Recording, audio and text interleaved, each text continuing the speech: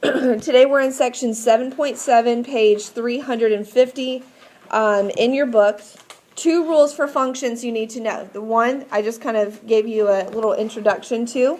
A set of numbers is only a function if each input has exactly one output. When you plug a number in, a number will come out of it. Okay, so x plus 2, you plug in a 2, it's 4. It's not any other number. If your value is 3 that you're substituting, 3 plus 2 is 5. It's not going to be any other number. The second rule, and this is more just terms that you need to know. Your x values, you'll hear them called your input, and they're also called the domain, depending on what we're referring to. Y values are your output or your range. Okay, so you need to have this written down in your notes. So now let's look at evaluating a function. Now on your homework tonight and on your classwork today, I want you to write as your original problem the function y equals 5x. So you're going to write that on your notes, y equals 5x. Then we're going to make our substitution. We're going to substitute in this value in for x. Okay, so y equals 5 times 7. And what's our answer? Y equals 35.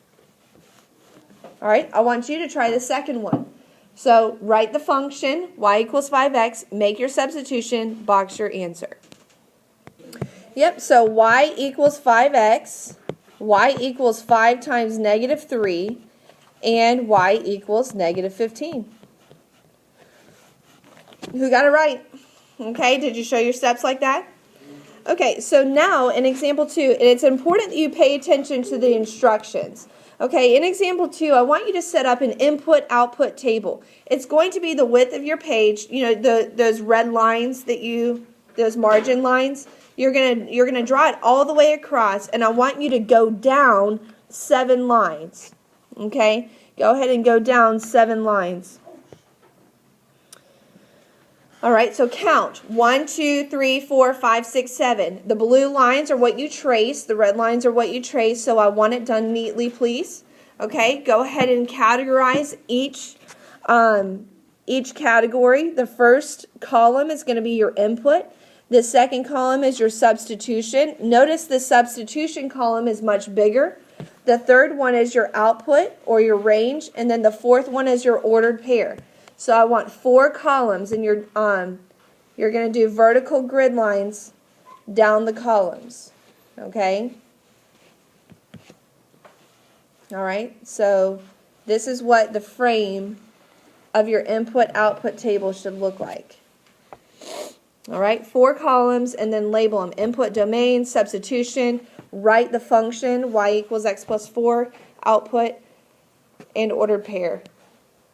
Okay, so now, all right, I'm just going to kind of erase these lines. Okay, so now what we did in example 1, substituting into the function and then seeing what the answer was, we're going to do that 5 times. We're going to do it for all 5 of these numbers. Each one of these numbers we're plugging into our function, okay?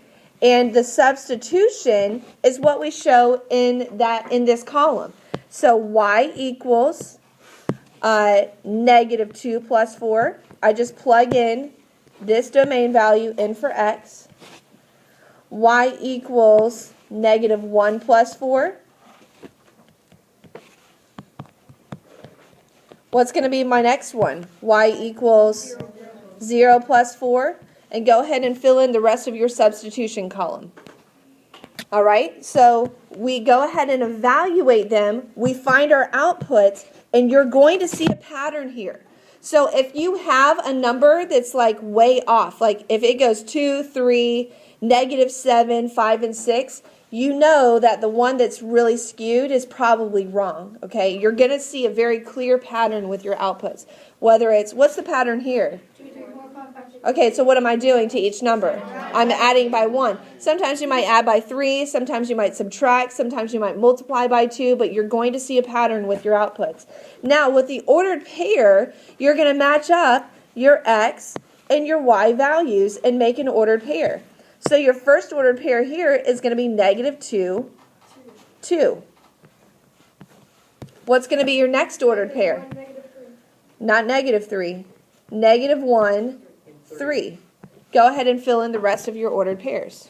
All right, what's my next ordered pair? 0, 4, 1, 5, 2, 6. What have we done with ordered pairs in the past? What do we do with ordered pairs? We graph them. We plot them on the coordinate plane. Can I plot negative 2 up 2? Can I plot negative 1 up 3? Okay. So on Thursday, we're going to learn how to graph a function. We're going to take these ordered pairs right here. We're going to plot those points and draw a line. And you'll see that all functions, when graphed properly, form a straight line. And that's basically all we're doing on Thursday is just graphing these. So make sure you hang on to your notes for Thursday because we're going to use the same input-output tables for our lesson on Thursday. All right, we're going to do one more input-output table. Same exact setup, so you're just going to draw another one. The only difference is that we have a new function. Now it's y equals 3x minus 1. So you're going to plug each one of these numbers into your new function. I want you to go ahead and set it up and try to start your substitutions and maybe even find your outputs. We'll see how far you can take this one on your own. All right, so at least we have the substitutions done, hopefully. So substitutions. Are y'all done with your outputs yet? Whoops, hold on. Was that a yes? Done with your outputs? Okay, so now, okay, what's your first output? What's 3 times negative 2 minus 1? Negative 7. Now, you can use your calculators, guys, so there's no reason you should get that wrong. Put it in your calculator if you can't do it mental math. What's the next output? Negative 4. Then what? Negative 1, then 2, then 5. Okay? Now, how do I match up my ordered pairs? What's my first ordered pair? Everybody. Negative 2, negative 7. Then what? Negative 1, negative 4. Then 0, negative 1. 1, 2, and 2, 5. Who got all the ordered pairs right? Everybody get all the ordered pairs right? Good. All right. Any questions? Anybody have any questions? Maybe you just weren't finished. So in example 3 now, example 3. Okay, in example 3, we're writing a function rule. I want you to go ahead and copy both of these input-output tables down. It'll just take you a minute or two. Go ahead and copy these tables down, and then we're going to try to figure out what is the function that is represented by this table. Okay, so just go ahead and copy them down for now. So here's what I ask myself, okay? I always start with my input values. How do I get from my input to my output? How would I get from negative 2 to 1, from negative 1 to 2, from 0 to 3, 1 to 4, 2 to 5, 3 to 6? Now, hold on. Before you just assume that you know the answer, okay, let's think about it. You can start with any one of these pairs of numbers. You don't have to start with the first one, and if you're stuck, you just have no idea. Okay? I like starting with the positive numbers. What are some ways I could get from 3 to 6? Add 3 or multiply by 2.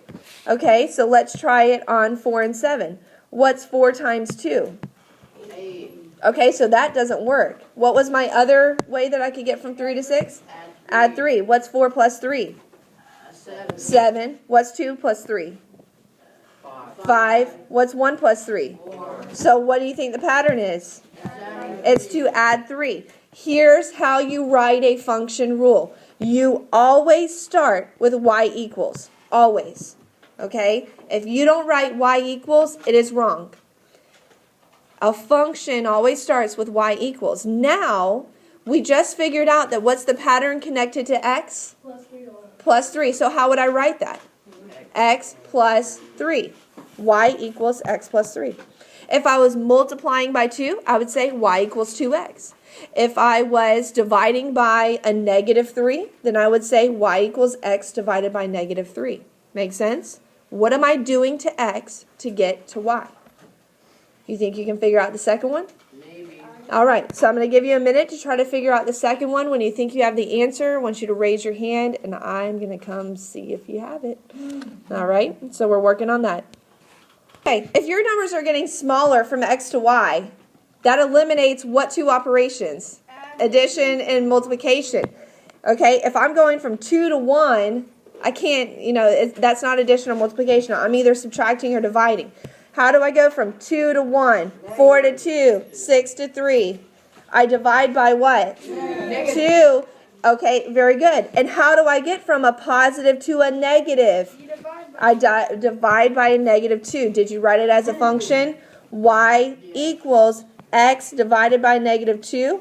Or you could say y equals x divided by negative 2. Either way would be acceptable. Okay, so this is how I would write a function rule. Examples 2 and 3 are the most important examples. You will see a form of both of those on your quiz and your test. Okay, so this is a very important concept. If you understand that, it's everything you need to know for 7.7.